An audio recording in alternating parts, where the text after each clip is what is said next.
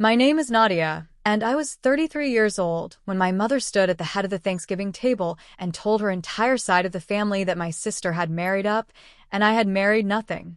She didn't whisper it. She didn't pull me aside.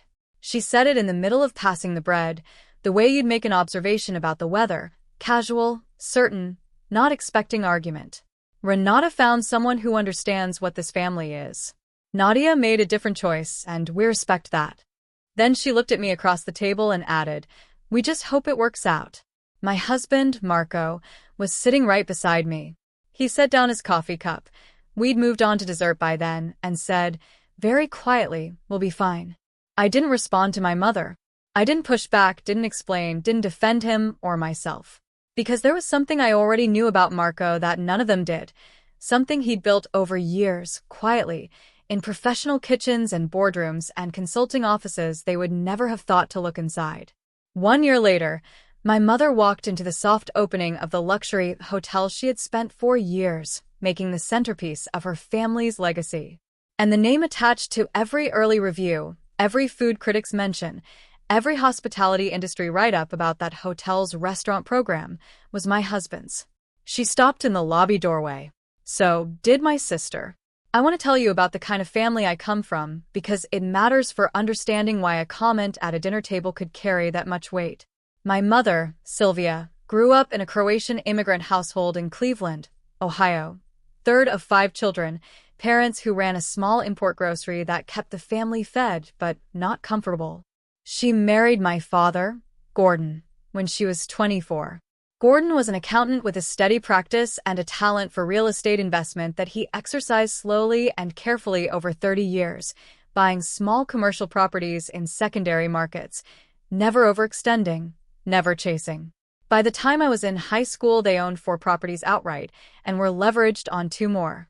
Not wealthy by any dramatic standard, but stable and getting more stable every year, and increasingly aware of that stability in the way that first-generation families sometimes become when the ground finally stops moving under them. My mother channeled that awareness into aspiration. Not for herself, exactly. She was practical about her own life, careful with money, unglamorous in her daily habits, but for the family name, for what the family could become. She had a vision of the Kovac name meaning something in the city where she'd spent her adult life, which was Scottsdale, Arizona, where they'd relocated when I was 11 and my sister Renata was 8. She joined boards. She cultivated relationships. She tracked who was building what and where, and she had opinions about all of it, offered in the measured way of someone who had learned that opinions land better when delivered with patience. The hotel had been her idea for 6 years before it was anyone else's reality. She'd identified a property, a boutique site in the arts district of Scottsdale, a former residential hotel that had been through 2 failed renovation attempts and was finally available at a price that made sense for a serious buyer. She'd brought in my father's equity, a hospitality investment group she'd cultivated through board connections, and a development loan from a regional bank whose president she'd met at a charity gala 4 years earlier. The project was called the Kovac at 5th. She didn't name it after herself without consideration. She named it after the family. That distinction mattered to her. The plan was to open in 3 years. It took 4. There were contractor issues, a supply delay during a period when construction material prices spiked badly, and a change in the design firm midway through that cost them 8 months. My mother navigated all of it with the particular stubbornness of someone who has survived harder things than a renovation overrun. She did not give up on the hotel. She reorganized around each obstacle and kept moving. I tell you all this because I want you to understand that the hotel was not a vanity project.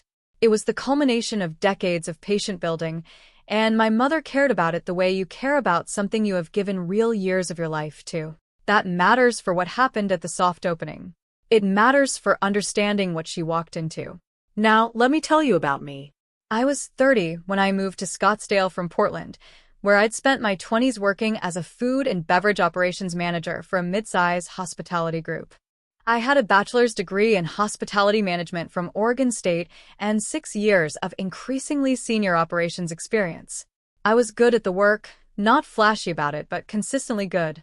I understood how hotels and restaurants functioned at the operational level, which is a different kind of intelligence than the design or investment side, and one that is frequently underestimated by people who mistake visible glamour for actual expertise. I moved back to Scottsdale partly because my father had a health scare, nothing ultimately serious, a cardiac event that resolved well, but the kind of thing that recalibrates your sense of proximity and what it means, and partly because I had been offered a regional director role with a hospitality group that operated 3 properties in the Phoenix metro area. It was a good move professionally. It brought me home, which felt right. I met Marco Reyes at an industry event 8 months after I arrived. He was there as a speaker. A panel on restaurant program development in boutique hotel concepts, which was precise enough to explain why a room full of hospitality professionals had showed up on a Thursday evening. He was 37 at the time, which made him 4 years older than me, and he had the quality of someone who has spent a long time in professional kitchens and has made peace with everything that environment requires of a person. Calm under pressure in a way that is physical, not performed. He'd learned it the hard way, which is the only way kitchens teach it. He was on the panel as someone with a specific background, 15 years split between culinary work and culinary consulting. He'd started as a line cook at 19, worked his way through kitchens in Chicago and New York, held an executive chef position at a boutique property in Denver for 3 years, and then, the part nobody in his orbit had expected, pivoted at 32 into food and beverage consulting for hotel openings and repositioning projects. He advised ownership groups on restaurant concept development, kitchen design, vendor sourcing, and menu positioning. He was quiet about the consulting side, the way specialists often are when they've learned that explaining what they do at social events takes longer than the conversation usually has room for. He had dark eyes and flowers still on his left sleeve from something he'd been working on before the panel, which he noticed halfway through the evening and looked briefly annoyed by, which I found endearing. We talked for an hour after the panel ended, first about the discussion, then about the particular operational challenges of boutique hotel restaurant programs, then about nothing related to work at all. We went on 4 dates before I told my mother I'd met someone. Her first question was what he did. I said he was a chef and consultant in the hospitality space. She asked if he had his own restaurant. I said he didn't, that his work was on the consulting and advisory side. There was a pause on her end of the phone that communicated something without putting it in words. As long as you're happy, she said, which is what people say when they mean something adjacent to that. Marco and I dated for 1.5 years before we got engaged. During that time, my mother was polite to him at every family event, correctly, carefully polite, the kind that contains no warmth underneath. My father liked him. My father asked genuine questions about the consulting work and listened to the answers with the interest of a man who respects functional expertise. He told me privately once that Marco seemed like someone who knew what he was doing. I thanked him for that. My sister Renata had married 2 years before I moved back. Her husband, Daniel, was a commercial real estate attorney with a practice in Phoenix. He was trim and well-dressed and knew how to talk at dinner parties in the way that my mother's social world valued, which is a real skill even if it's not the only one. My mother adored him. She introduced him at events with a particular pride she did not try to conceal. She used the phrase, "our son-in-law Daniel," in contexts where Renata's husband would have done the same work, which told you something about what he represented to her. I liked Daniel fine. He was not a bad person. He was simply the version of a son-in-law my mother had imagined, and Marco was not. Marco and I got married on a Saturday in March, in a small restaurant event space in downtown Scottsdale that belonged to a friend of Marco's from his Denver years, a chef named Alicia who had converted a 1940s building into a 12-table restaurant that won a regional award 2 years running. It was the right place for us. 40 guests. Marco's mother and 2 brothers drove in from Tucson. My father walked me down the aisle and cried, quietly, at the end of it, which I will carry with me for the rest of my life. My mother attended. She was composed and appropriate throughout. She gave a short toast that was gracious in form and technically warm in content. She did not mention Marco's profession. She mentioned mine. Renata wore a dress I recognized from a brand my mother favored and stood in the family photos with her arm around Daniel and smiled for all of them, and the photos came out beautifully. After the wedding, Marco and I settled into the life we'd been building. We bought a small house in a neighborhood I liked for its walkability and its mix of older residents and young families. Marco kept his consulting work, which ran largely on reputation and referrals by that point. He was not chasing new clients, but managing a steady list of ongoing relationships with hotel ownership groups, mostly in the Southwest. I continued my regional director role and took on an additional property in the portfolio. We were, by any reasonable measure, doing well. Not dramatically, not in a way that called attention to itself. Quietly well, which is its own kind of abundance. The anchor of my life during this period was Marco's mother, Elena.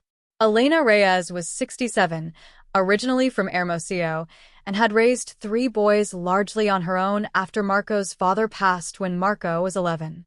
She had worked as a hospital administrator for 22 years, and she had the organizational calm of someone who has spent decades managing complex systems with limited resources and no margin for error. She was precise and warm in equal measure, and she had no patience for pretension, which was the quality I loved most about her. She visited us every 6 weeks or so, staying for a long weekend, and she treated our small house like it was exactly right, which it was. She cooked elaborate Sunday breakfasts and asked detailed questions about my work and remembered everything from the previous visit.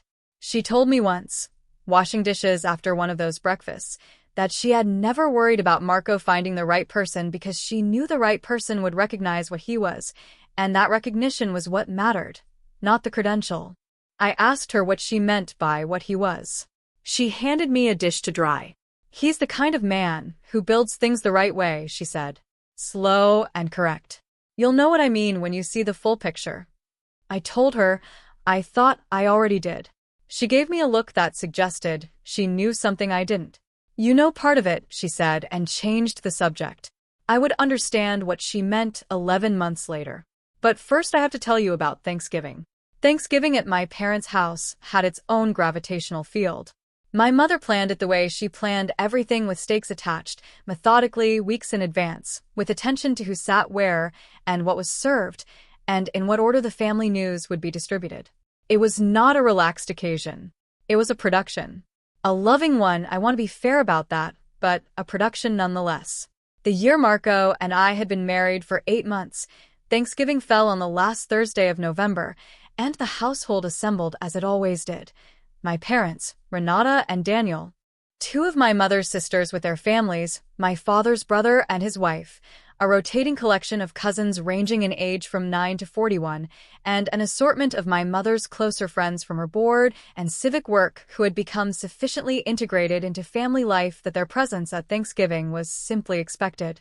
26 people at the extended table my father set up every year by pushing the dining room table against the living room furniture and adding 2 folding tables at the end, all of it covered with the matching tablecloths my mother kept specifically for this configuration.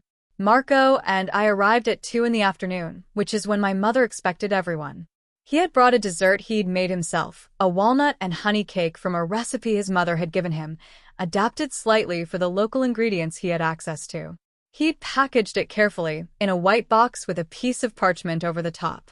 My mother thanked him for it with a particular courtesy, someone who registers a gesture without being moved by it. The first 2 hours went the way they always went.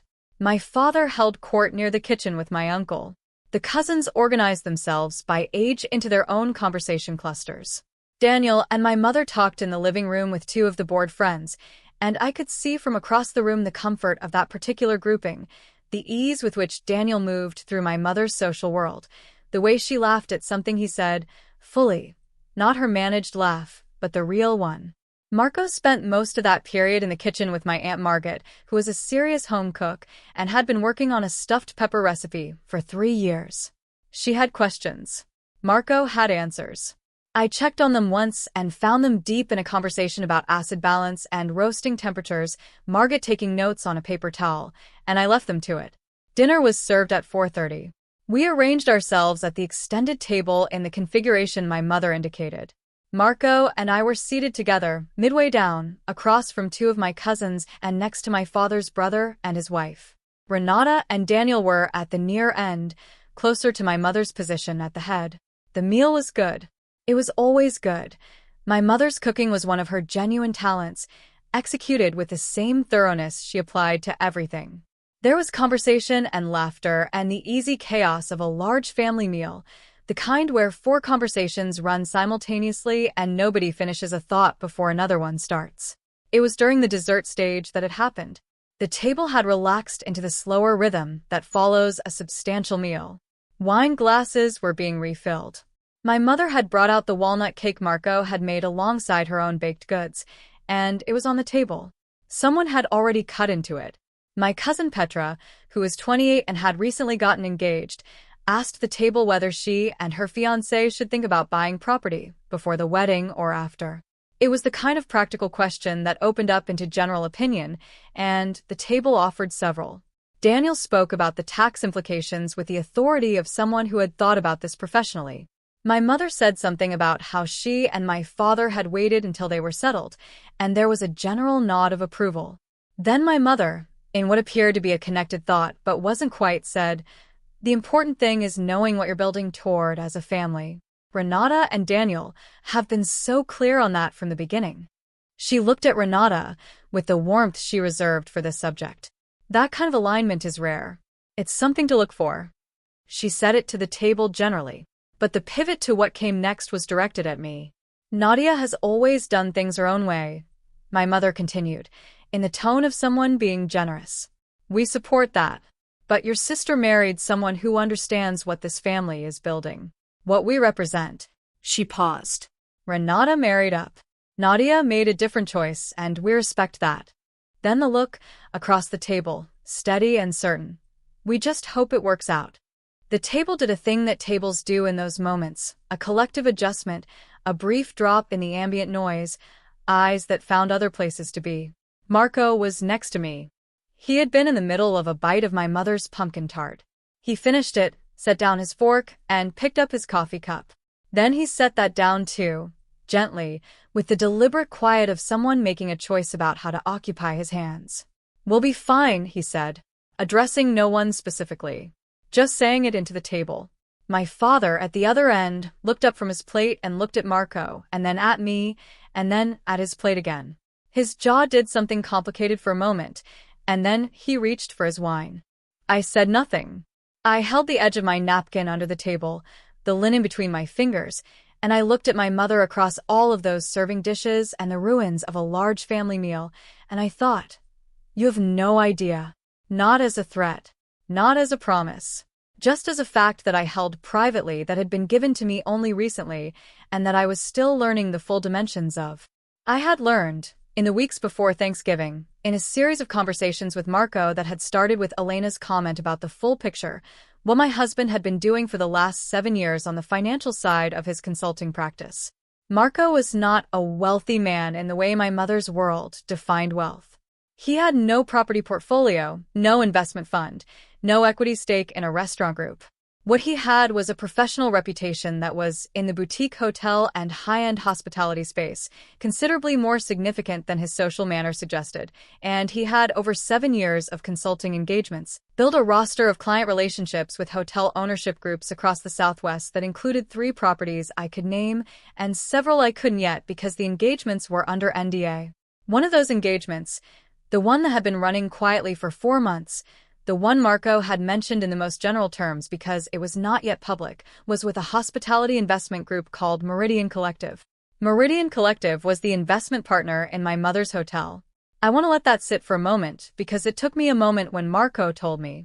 Meridian had brought Marco in as their food and beverage consultant on the Kovac at 5th Project 4 months earlier, engaged through a referral from a Denver-based ownership group he'd worked with previously. The engagement was standard for his practice. He would advise on the restaurant program concept, the kitchen build-out specifications, vendor sourcing for the opening, and the staffing structure for the food and beverage operation. His name was in the contract. His deliverables were in the project documentation. My mother did not know. Meridian had not told her, not because of any deliberate concealment, but because the consultant engagement was a Meridian-side arrangement and the ownership structure of the project divided responsibilities clearly. Meridian handled the hospitality program. My mother's family entity handled the property side. They talked regularly at the project level, but the subcontractors and consultants on Meridian's side were Meridian's business. Marco had not told my mother either. He had considered it and decided, with a reasonableness I came to understand later, that the professional relationship and the family relationship were separate, and that introducing them before the project was public would only create the kind of social complexity that serves no one. He would do the work. The work would speak at the opening. I thought about telling my mother at Thanksgiving. I turned the idea over while she was speaking, while Marco was setting down his coffee cup. I thought about what it would look like to say, calmly and without heat, that her food and beverage consultant on the Kovac at Fifth was sitting across the table from her walnut cake. I decided not to. Not because I wanted the moment to be larger. I genuinely did not plan for the gala to be what it became.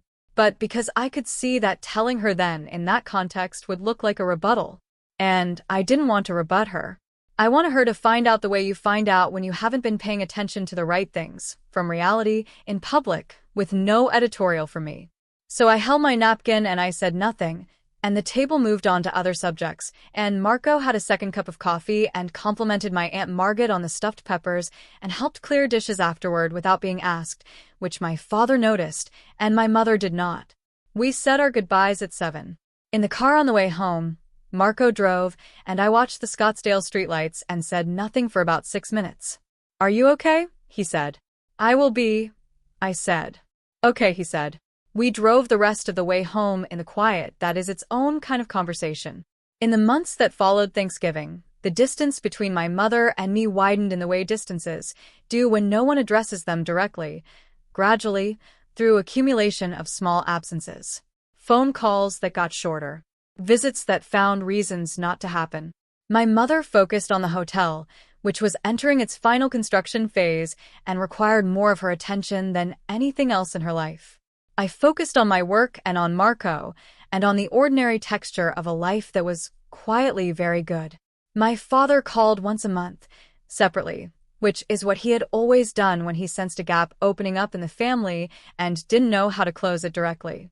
We talked about his properties, my work, the neighborhood. He asked about Marco once, whether the consulting business was doing well, and I said it was. He said, "Good," with a weight that suggested he meant more than the word. Renata and I had a surface-level relationship during this period. We texted occasionally, saw each other at the handful of family events that still happened, were cordial and sisterly in form if not particularly close in substance. She and Daniel were making their own life, which was full and active and organized around social commitments that ran parallel to my mother's world. I didn't resent her. She hadn't said what my mother said. But she hadn't said anything to counter it, either, and I noted that.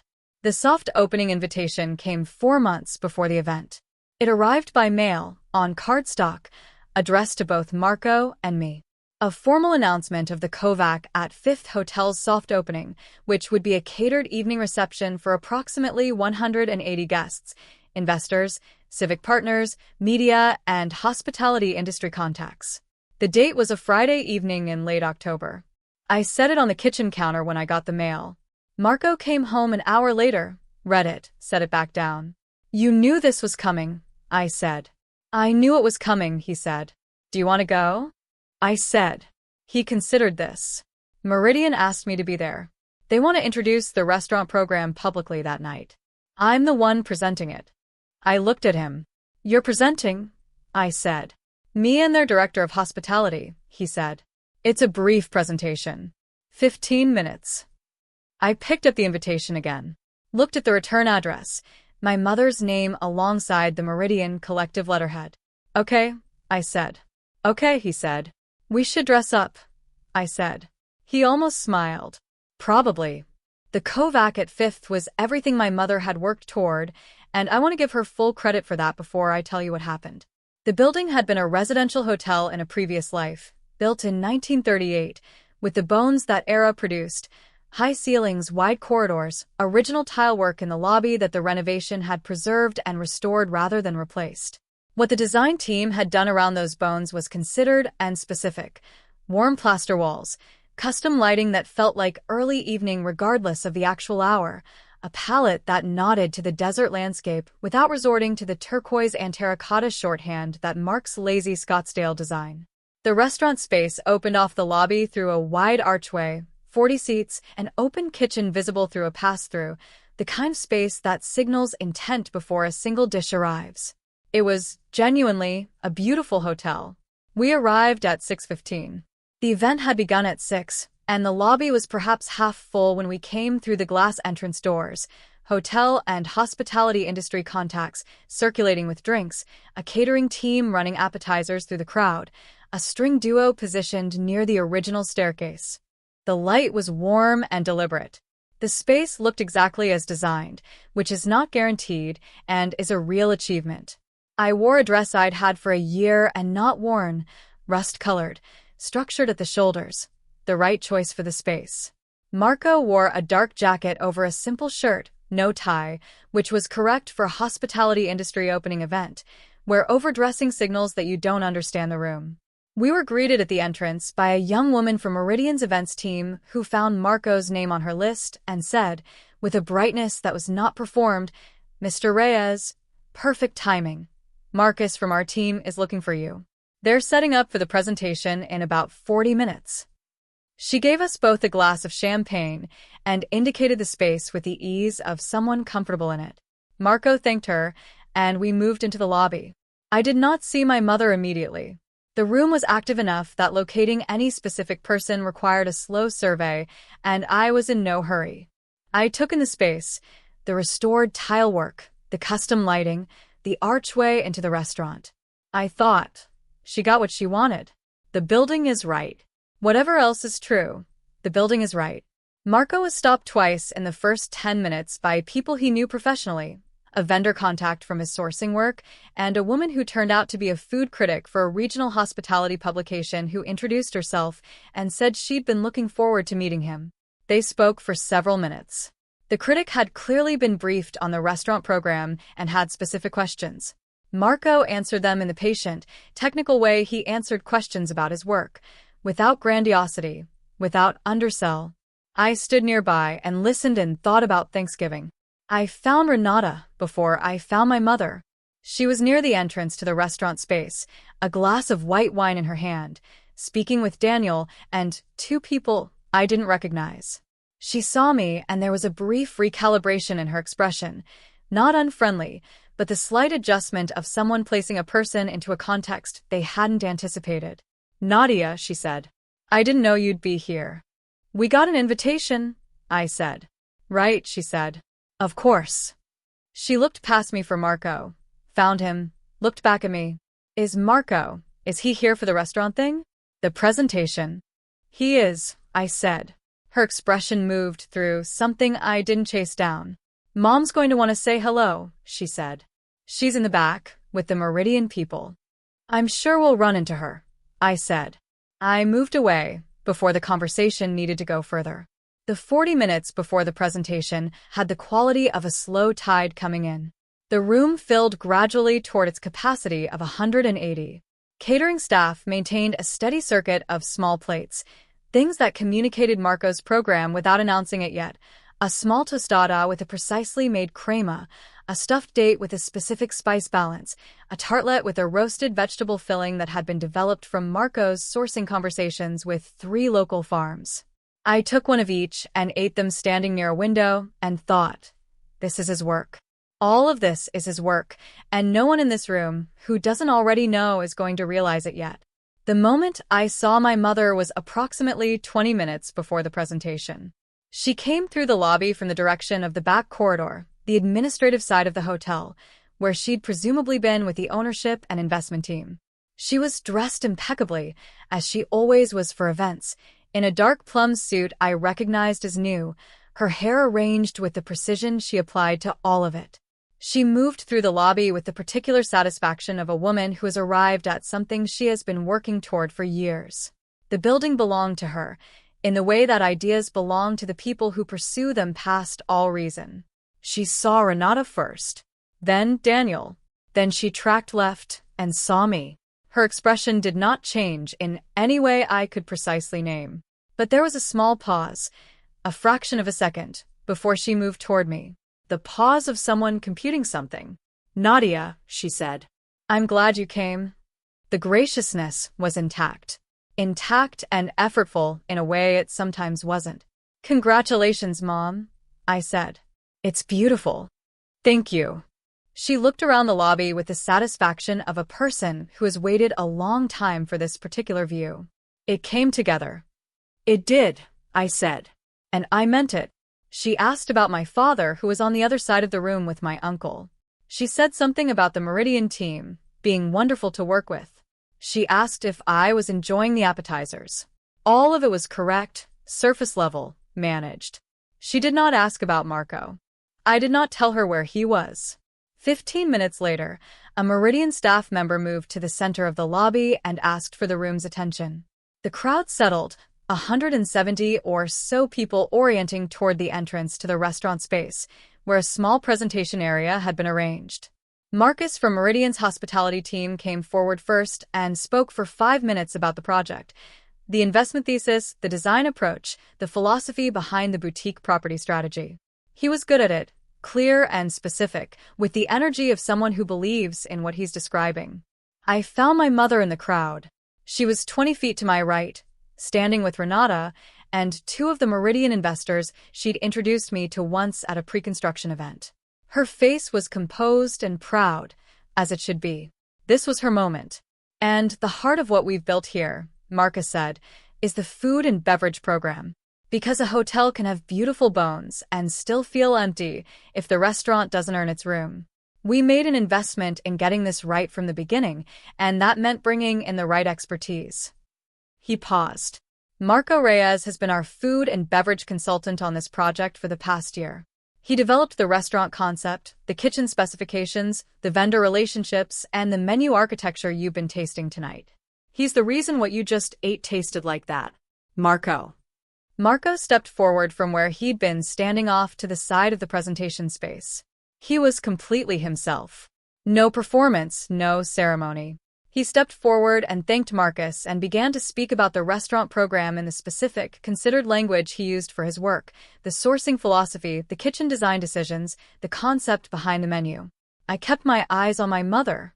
The change happened in stages, and I watched all of them. First, recognition. The name. Her eyes moved toward Marco with the initial confusion of someone who has placed a name and a face in completely separate categories and is now being asked to put them in the same one. Second, computation. You could see it happening, the rapid, private arithmetic of how this was possible, when it had started, what it meant about the conversation at Thanksgiving, what it meant about all of it. Third, the stillness. She went very still. Not the controlled stillness of her managed social surface. That is an active thing, a performance of composure. This was the other kind, the kind where the system underneath has paused to process something it wasn't prepared for. Her champagne glass was in her hand and it stayed there, suspended at a height between her hip and her mouth, going nowhere. Beside her, Renata had both hands wrapped around her wine glass, and her eyes moving between Marco at the front of the room and me on the other side of the crowd and back again. Her face had gone the color of someone whose internal temperature has just dropped. My father, from his position across the room, had found me with his eyes. He was very still too, but his stillness was different. His was the stillness of someone who has been waiting for something to arrive and is relieved that it finally has. Marco spoke for 12 minutes. He was excellent. He was specific about the sourcing partners, gracious about the Meridian team, and said exactly one sentence about how much he was looking forward to seeing the restaurant program serve the community it was built in. Then he stepped back. The room applauded. I did not look away from my mother. Her champagne glass came down. Slowly. She set it on the tray of a passing server, without looking at it. Then she looked at me. I looked back at her. I held her gaze for 3 seconds. I did not smile. I did not perform anything.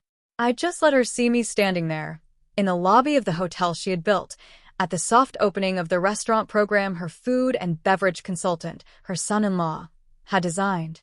Then I turned and moved toward Marco. Marco was surrounded within 40 seconds of stepping back from the presentation. That is not an exaggeration. The crowd moved toward him with the purposeful warmth of a room that has just heard something it found impressive and wants to be proximate to it. hotel owners and investors and industry contacts, and the food critic who had introduced herself earlier. They had questions and they had compliments, and they had the specific appetite that hospitality professionals have when they recognize genuine expertise in a peer. He handled it the way he handled everything, with patience and attention, asking questions back, listening to the answers.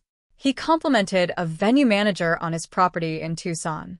He discussed soil composition in Arizona's northern farming regions with a vendor contact. He was fully present with each person, which is the rarest and most recognizable quality in a room full of people who are also trying to be present with other people. I stayed close but not next to him. I spoke with Marcus from Meridian, who shook my hand and said, "Your husband is extraordinary. We've been working with a lot of consultants over the years, and no one approaches it the way he does. It's the whole picture, not just the menu." I thanked him and said I agreed and had always found that to be true, and he laughed as if I'd made a joke, and then realized I hadn't, and seemed to find that even better. The food critic, whose name was Jennifer Aldrich and whose column ran in 2 regional publications, had already filed notes on her phone while Marco was speaking and told me she intended to include the restaurant program in a piece she was writing about the new boutique hotel landscape in the Phoenix metro area. "The sourcing story alone is remarkable," she said. "Local farms, direct relationships, no middleman on 3 of the 4 produce lines. That's not a small thing to execute for an opening." She asked if Marco was available for a brief follow-up conversation before she filed. I said I'd ask him. I was introduced, over the course of the next 45 minutes, to 4 people I had not previously known were connected to Marco's consulting work on this project, 2 of the Meridian investors, the hotel's opening general manager, and a local architect who had worked on the kitchen build-out specifications using Marco's design documents. Each of them referenced his work with a specificity that made clear it had not been peripheral. The Meridian co-founder, a man named Richard who was 60 and had the bearing of someone who made large decisions without visible anxiety, found me near the restaurant archway and said, "We've been wanting to expand our relationship with Marco. He did something here that we weren't expecting, not just the consulting deliverables, but the way he integrated everything. The kitchen design, the vendor relationships, the menu concept, it all coheres. That's unusual." He paused. "You must be very proud." I said, "Every day." He nodded. "We'd like to talk to him about the next project when the time is right." I said I'd let Marco know. Meridian's food and beverage director, a woman named Claire who I'd spoken with briefly on the phone during the project without knowing Marco was involved, came to find me specifically, identifying herself and saying, "I just wanted to say, Marco talked about you several times over the course of the project. About your background in hotel operations. He said you were the one who understood what we were actually trying to do here." She said it simply, as a fact. That matters when the people closest to you get it. I thanked her. I had not moved toward my mother. I did not need to. My mother found me, approximately an hour after the presentation, near the entrance to the lobby. She had recollected herself. The surface was back, or most of it was. But the compression of the evening was visible in how she was carrying herself, a slight tension across the shoulders that she could not entirely release. "I didn't know," she said. She said it evenly, without preamble. "I know you didn't," I said. A pause. "How long has he been working on this?" "A year," I said. "Since before Thanksgiving." Her eyes did something she couldn't stop, a small flinching, involuntary, the physical registration of the arithmetic landing. Before Thanksgiving. While she was saying what she said at that table, the food and beverage consultant for her hotel was sitting next to her walnut cake. "I wish you'd told me," she said. I considered that for a moment. "I know," I said. She looked at Marco across the room, surrounded by Meridian people and industry contacts and the food critic, completely in his element. "He's very good," she said. The words cost her something. "Yes," I said. "He is." She looked back at me. Something in her face was working through a sequence I did not try to map. "I'll call you this week," she said. "Okay," I said. She moved away, back toward Renata, who had positioned herself near the window with Daniel and had not come to speak to me. I watched Renata track her mother's approach, and then look at me, and then look away. My father appeared at my elbow about 5 minutes later, with 2 glasses of water, and handed me one. "Good evening," he said. "Good evening," I said. He looked at Marco. "He did all of this." "He did," I said. My father drank his water. "I always thought there was more to him than he let on," he said. "There was," I said. He nodded. He put his hand briefly on my shoulder, just for a moment, then gone. Then he moved back toward my uncle. That was enough. Jennifer Aldrich's piece ran 3 weeks after the soft opening. It was a 1,200-word feature on the boutique hotel landscape in the Phoenix metro area, and the Kovac at Fifth occupied 4 paragraphs, 2 about the property itself and the design execution, and 2 specifically about the restaurant program. She named Marco by name and described his approach to the sourcing relationships in specific terms that communicated, to anyone in the hospitality industry who read them, that this was not a decorator's menu but a working chef consultant's program, built with real expertise and real vendor relationships. She also mentioned, in passing, that Marco Reyes had previously consulted on hotel restaurant openings in Denver and Santa Fe, and that the Kovac at Fifth represented his most fully integrated project to date. It was one sentence, but sentences like that carry weight in trade circles where reputation is the only currency that matters. Marco sent her a short thank you email. She wrote back with 2 follow-up questions about the sourcing methodology, which became a second, shorter piece in a food-focused regional magazine that ran the following month. The Meridian conversation Richard had mentioned became a formal meeting 6 weeks after the soft opening. Marco came home from it and made dinner, which he did when he needed to think, and we ate it at the kitchen table while he described what they were proposing, a 2-year consulting relationship on 3 additional properties they were developing in the Southwest, with a scope that covered the full food and beverage program from concept through opening. It was the largest engagement of his career. He asked me what I thought. I said, "What does the work look like?" He described it. I asked questions, the operational questions I would ask about any hospitality project, the kind that come from 6 years of running food and beverage programs and knowing where the problems live.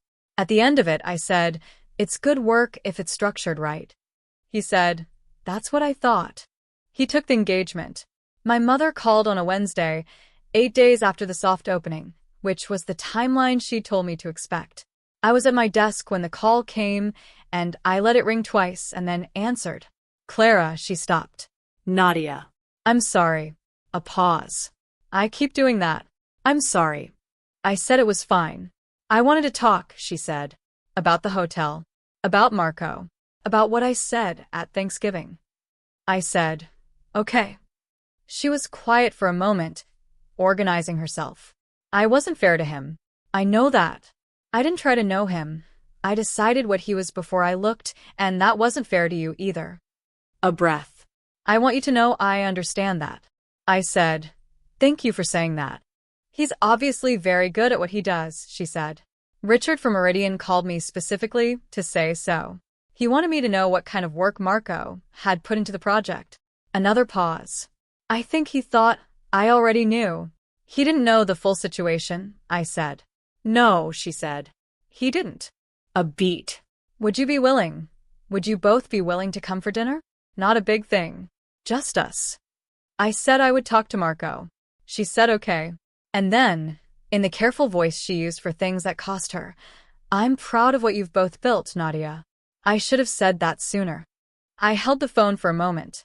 "I know," I said. "We'll talk." Renata called 4 days after that. Her call was shorter and harder for her, I think, because she had less structural framework to hang it on. Our mother had a social intelligence that allowed her to organize an apology into something legible and contained. Renata was working without that scaffold. "I didn't say anything at Thanksgiving," she said. "When Mom said what she said, I didn't push back." I said, "I know." "I should have," she said. "He was right there."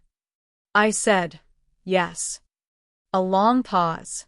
"Is Marco angry?" I said, "Marco doesn't carry things like that." "Are you?" I thought about it honestly. I was, I said. "I'm less so now." She said okay. She said she hoped we could all have dinner sometime. I said maybe, and I meant maybe. My father called that same week, on a Saturday morning, and did not address any of it directly. He asked about my work. He asked about the neighborhood. He said he'd driven past the Kovac at 5th on Thursday and that the exterior lights were beautiful at night. Then he said, at the end of the call, as though it were an afterthought, "Your husband is a craftsman, Nadia. In the original sense of the word. I mean that." I said, "I know, Dad." He said, "I know you do." And hung up. We did eventually have dinner. My mother made the meal herself, which was her version of an apology given in action rather than words. She cooked for 3 hours and set the table carefully and opened a bottle of wine she'd been keeping. Marco brought dessert, a different version of the walnut and honey cake, adapted with a local ingredient he'd found through one of the hotel's sourcing vendors. My mother tasted it and said it was very good. Marco told her what was in it. She asked a follow-up question about the honey variety. He answered it. They talked for 15 minutes about food, which was the most natural conversation I'd ever witnessed between them. It was not a full repair. I don't think it could be that quickly or that easily. But it was a beginning, built on something real, on my mother finally seeing my husband as someone whose expertise she could engage with rather than a choice she had to accommodate. That is a smaller thing than a full repair. But it is not nothing. Here is the thing I kept coming back to in the months after the soft opening. My mother was not operating from cruelty. She was operating from a map she had drawn over a lifetime of watching who succeeded and how, of building something from very little through attention to the right signals. On that map, a chef was a particular kind of destination and a consultant was a step up, but neither was where she wanted her daughter to go. She had made a mistake that smart, pattern-matching people often make. She confused the category for the person. She looked at what Marco was called and stopped looking at what Marco did. The irony is that she is not unlike him in the ways that matter. They both build things carefully. They both take the long view. They both believe that the right work speaks eventually, without requiring you to announce it in advance.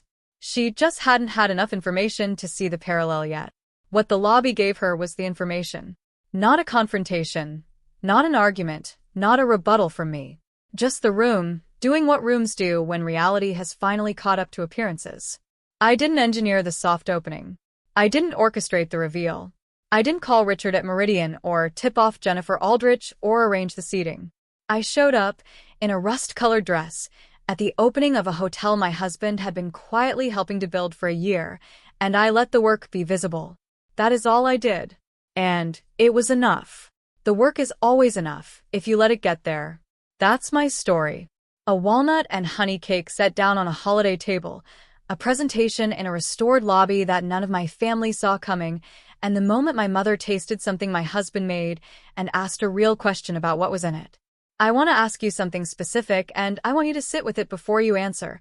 Has someone in your family ever made a judgment about a person you loved based on their job title, their resume, their income, whatever was visible on the surface, and been completely wrong about who that person actually was? And when they found out they were wrong, what was the thing that finally changed their mind? The credentials or the work itself? Drop your answer in the comments. Drop a comment, hit subscribe, and I'll see you in the next one.